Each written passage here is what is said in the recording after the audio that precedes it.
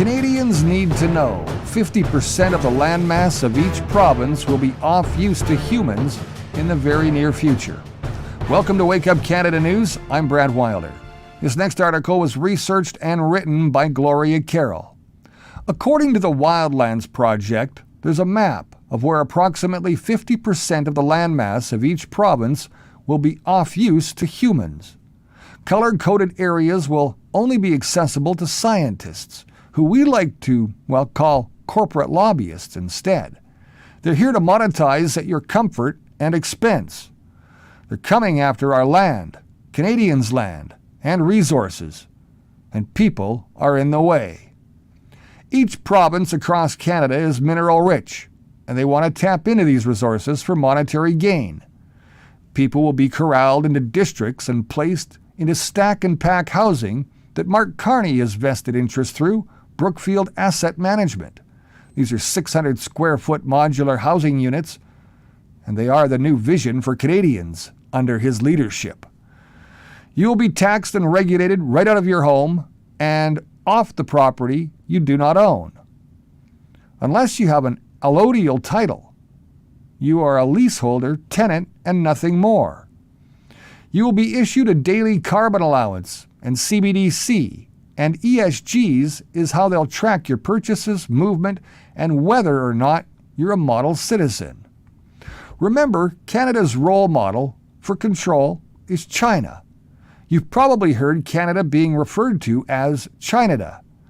Well, this is accurate as far as Canada's drastically changing systems are concerned.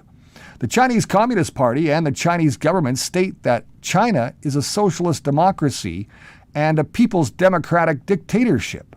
Now, back in 1987, Maurice Strong wrote the book, Our Common Future. The name of the book sounds viable until you start reading it. Strong was a Canadian and a professed socialist. He was a former director of the UN Environmental Program and chairman of the World Wildlife Program. His belief is that capitalism cannot meet the needs of the population and must be replaced with socialism. Strong brought the rough draft to the UN back in '87, and the UN liked his ideas so much they wanted him to critique the nuts and bolts of his plan. Maurice Strong coined the term sustainable development under the guise of environmental justice. He talks about the rights that you're going to have to forfeit and the things that they're going to put citizens through in order to achieve sustainable development. Now fast forward to 1992. 92 was the unveiling of Agenda 21. It's in the book, Agenda 21. Agenda 21 is the action plan constructed by the UN to inventory and control all land, minerals, water, plants, animals, construction and information, energy production, law enforcement, and all human beings in the world. It's a 300-page implementation plan for sustainable development. It was created by the UN and introduced in '92 at the UN Earth Summit in Rio de Janeiro. If you've been paying attention, they're trying to take control of our land masses and they're coming after our resources. The fires, they're all by design. They're trying to modify the climate with aerial spraying from airplanes, chemtrails. They're spraying heavy metals like aluminum and strontium, which are highly flammable. They'll call these lands that have been ravaged by fire uninhabitable. This is where the Wildlands Project comes in. The color-coded map will be where the fires have removed communities, and this will be the areas with access to only scientists. Let's call it what it is. These scientists are corporate lobbyists here to cash in on Canada's valuable resources such as nickel, copper, and cobalt. Now, back to the Earth Summit in '92, Maurice Strong opened up the Earth Summit with current lifestyle consumption patterns of the affluent middle class involving high meat intake, use of fossil fuels, appliances, air conditioning, and suburban housing are not sustainable, end quote. He goes on to say, isn't that the only hope for the planet that industrialized civilizations collapse, end quote? Isn't it our responsibility to bring that about, he says? Maurice Strong is talking to 187 other nations about the collapse of civilized societies. Now, the book Global Biodiversity Assessment explains our world in full detail. The book was written by 1,500 biased scientists that were, well, hired by the UN to give a picture of civilization after this implementation. Agenda 21 says private lands are unsustainable. That's on page 782. It talks about the Wildlands Project as well on page 993. It goes on to say suburbs, private vehicles, air conditioning, appliances, golfing, meat eating, roads, concrete dams, the legal system are all not sustainable because they don't represent the environment. He goes on to say that consumerism and people over a number of 1 billion are unsustainable. Agenda 21 is made up of elected global and local governments. We didn't vote these people in a democratic society. They're using the people that we vote in and the people that got in. Agenda 21 also calls for global private partnerships. This is also where ESG, or environmental social governance scores, come into play. Please look into this because, well, this is how they're going to implement forced compliance. ESG is also available on the UN website. Now, they're saying that the issues in the world need to be, well, met in the center, which is where they're proclaiming sustainability. ESG is like a social credit score. It stands for environmental social governance. It's their way of implementing social equity, which is basically where no one has more than anyone else.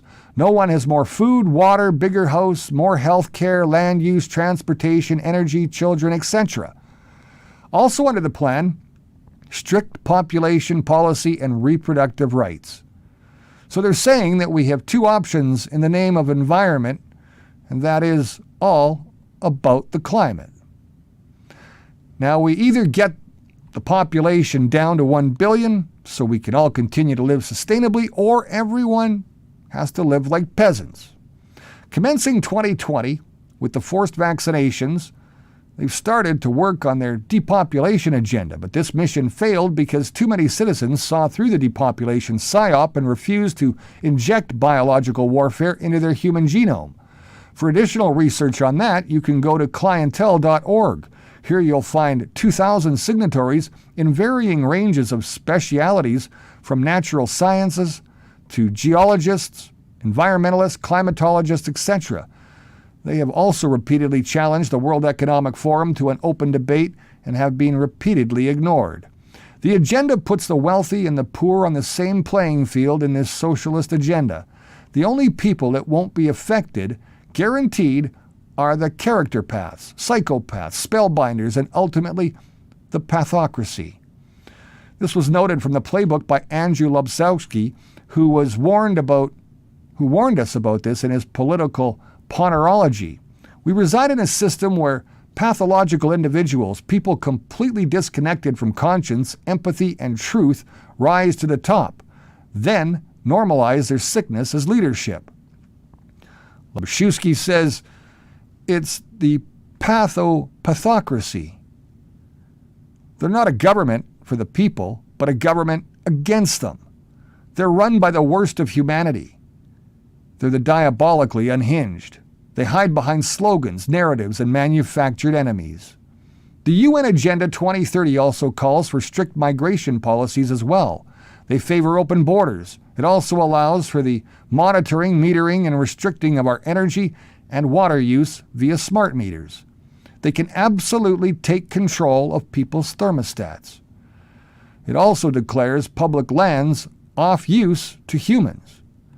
Everyone needs to see the simulated reserve and corridor system to protect biodiversity as requested by the UN Convention on Biological and World Heritage Program and World Heritage Program as a vital step in attaining sustainable development. On the map, red and yellow is completely off use. Yellow is considered buffer zones with a minimal human use for scientists, that sort of access. There's also pieces of green on this map. These are called normal use zones of collaboration. This is where we'll all live, the useless eaters, peasants. Our fundamental rights, civil liberties, and rule of law are only an illusion. The Canadian Constitution has never been ratified. It's non-existent and it's null and void. Canada, we're in serious trouble.